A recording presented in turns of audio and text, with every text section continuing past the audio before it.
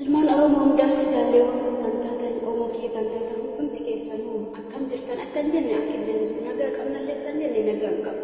Nagaa dhabne yoo jennellee ammoo duunee lafatti dhufne obbolaa keenya biraa hafnee jirra. Haa ta'utti garuu maansuudhaan warroota lubbuun keessan irreechaaf baatanii irreechaaf irreeffachuuf baatanii lubbuun keessan gubatee qaaliiwwan ta'e lubbuun keessan darbe rabbiin araarama isiniif haa ta'u.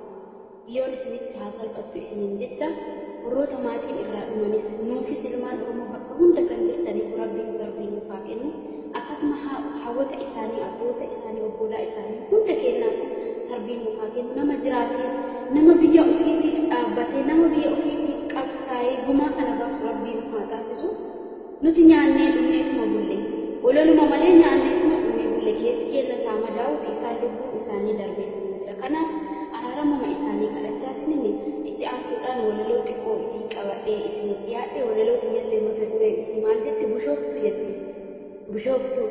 Bushooftu meeqooniin kee maali afaan baasii dubbadhu waggaa hedduu baatte ayyaana irreechaa hadda maaltu badee lammii koo boochifta hadda maaltu badee saba koo boochifta sitti irreeffachuuf xiqqaaf guddaan bahee dubaraa dhiiraanii faaya uffatanii faaya qabatanii achi bobba'anii marga jiidhaasan xuuxoo bisiinqee harka qabatanii dabbasaan guddaadhaa mukiin isaanii sabbata addi isaanii callee kufanii hafanii osoo achiin galle kufanii hafanii osoo achiin galle. Anaa lammii kiyyaa ilmaan ayyaa qaalii siifaa araaramu nuti maal taanaami siifaa araaramu nuti maal taanaami. Abaarsa maaliiti dhumuun saba kiyyaa silaa isin waamu kalee irraa hadha. Isaan wareegamanii nurraa boqotanii nagaanuu jedhaa nagaya qabnaani. Gumaa baasuu dhabnee hanga ammaatitti imimmaan harcaafnaa kono jijjigneeti imimmaan harcaafnaa kono jijjigneeti.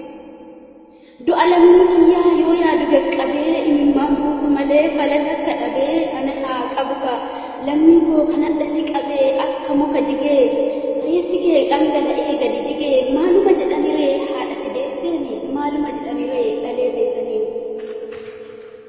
Amsiraa dhagootaa gumaa ilma keetii kan jiru baafataa ati dhugaa qabdaa garaa si booddisaa yaadaanis machooftee inta ilma raataa haadha goota deettee hunduu si jaalataa haadha goota deettee hunduu si jaalataa.